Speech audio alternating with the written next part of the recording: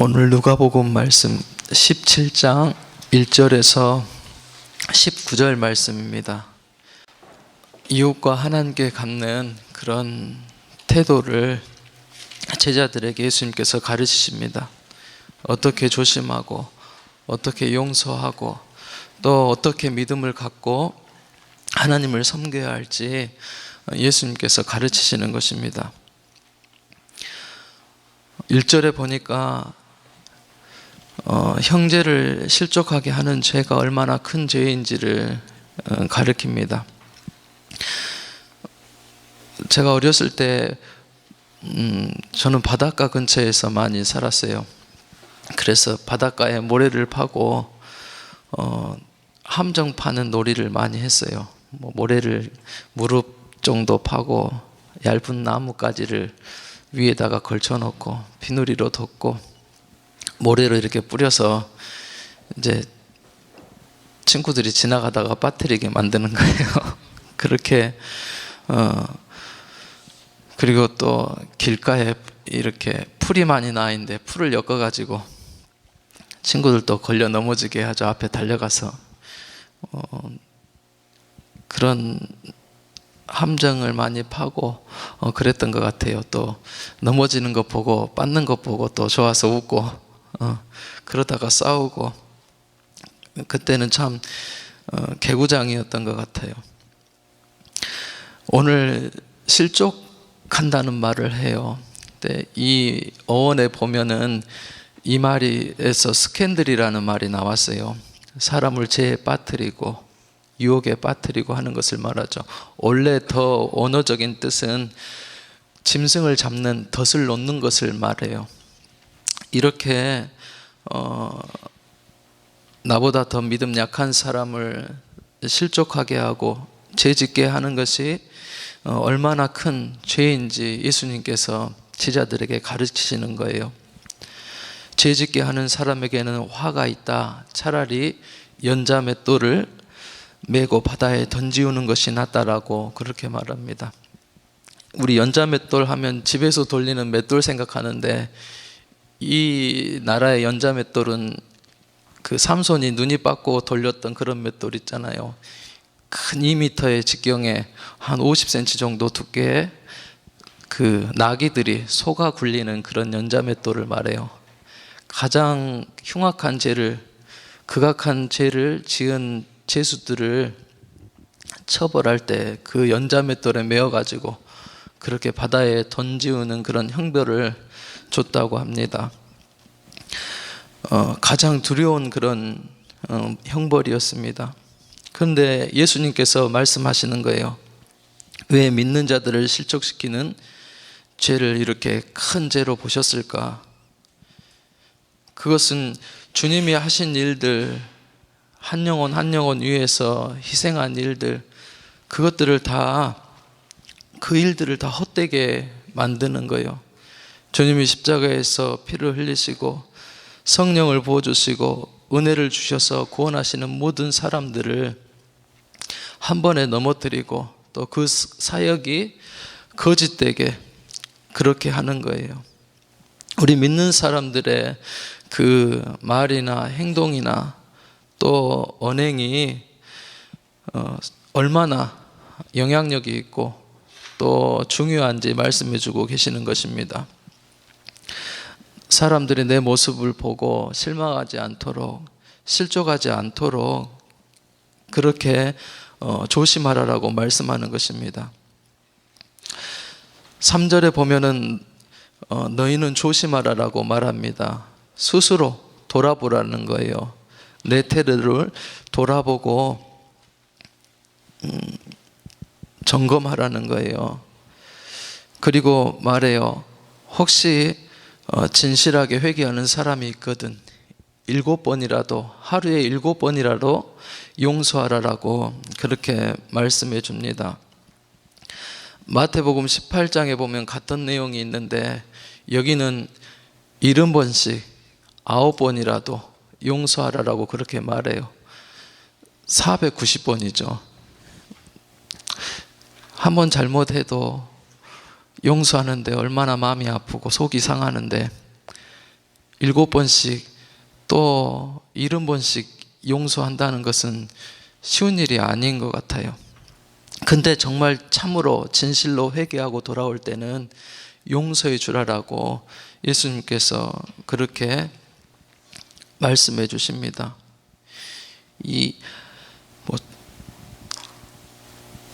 하나님 나라에서의 교훈,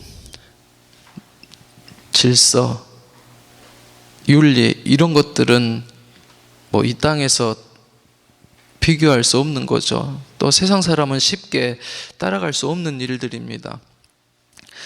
그런데도 형제들 사이에서 시험에 들었을 때 용서하라라고 그렇게 말씀합니다. 한 제자가 5절에 보니까 믿음을 더해달라고 예수님께 말씀합니다. 그때 예수님께서 이렇게 대답을 하세요. 너희에게 작은 겨자씨만한 믿음이 있으면 뽕나무 뿌리가 뽑혀서 바다에 던지라 해도 그렇게 순종할 것이다 라고 그렇게 말씀합니다. 작은 믿음만 있어도 바로 큰 능력을 행할 수 있다. 전혀 불가능하게 보이는 것까지도 믿음을 갖고 그렇게 대하면 가능해진다라고 그렇게 말씀합니다. 믿음에는 능력이 있기 때문에 또 하나님의 모든 능력이 권능이 함께 하기 때문에 그런 역사를 일으킬 수 있다는 것입니다. 그래서 그런 믿음을 가지라라고 그렇게 말씀해 줍니다. 또 7절에 8절에 보면 제자들에게 또 섬기는 방법을 가르쳐 주십니다. 종과 같은 자세로 주님을 섬기라라고 그렇게 말씀하는 거예요. 종이 하루 종일 밭을 갈고 또 가축을 돌보는 일을 했어도 주인은 쉴 틈을 주지 않는다라고 말합니다. 그리고 열심히 일하고 돌아온 종에게 고맙다라고 말하는 것이 아니라 식사할 때 또 시중을 들게 합니다. 그리고 그 일들이 다 마친 후에야 먹고 쉬게 합니다. 주인은 종에게 고맙다고 말할 필요가 없어요. 종은 당연히 그 일들을 해야 됩니다. 제자들에게 그것을 가르치는 거예요.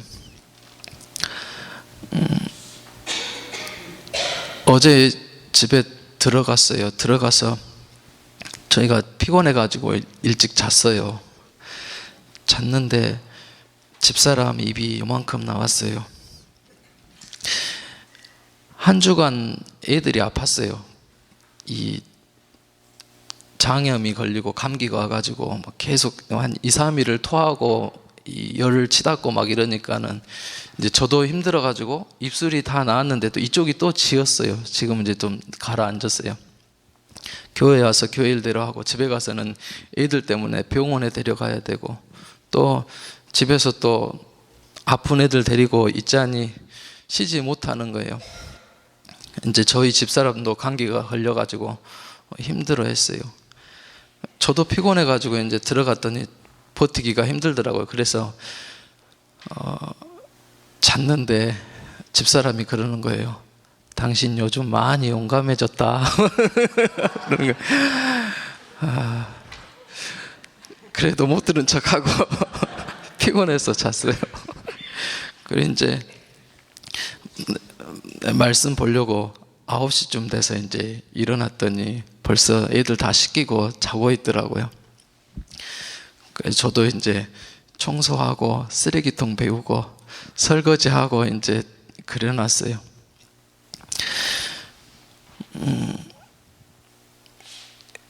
교회에서 주일을 해요. 사역을 하고 집에 가서도 똑같이 주일을 해야 돼요. 근데 보통 사람들은 교회 와서 열심히 전도하고 하는데 집에 가서는 어때요? 저같이 누워서 자요. 그러면 전도해야 할 남편이 또 자녀들이 믿는 그 모습을 보고 별로 은혜를 못 받아요. 종의 모습은 뭐예요? 교회에도 주님이 계시고 가정에도 주님이 계시고 일터에도 주님이 계시는 거예요. 그러면 힘을 달라고 기도하고 최선을 다해서 섬겨야 될 의무가 있는 거예요.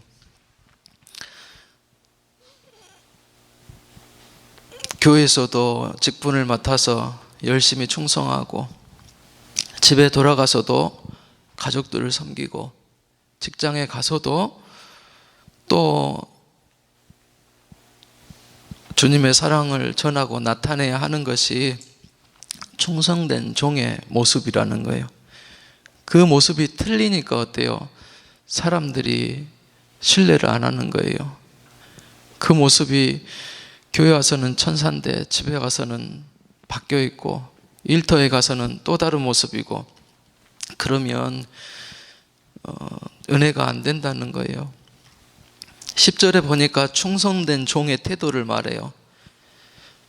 최선을 다하면서도 나는 무익한 종입니다 라고 겸손하게 섬기는 모습을 말씀해 주고 있습니다.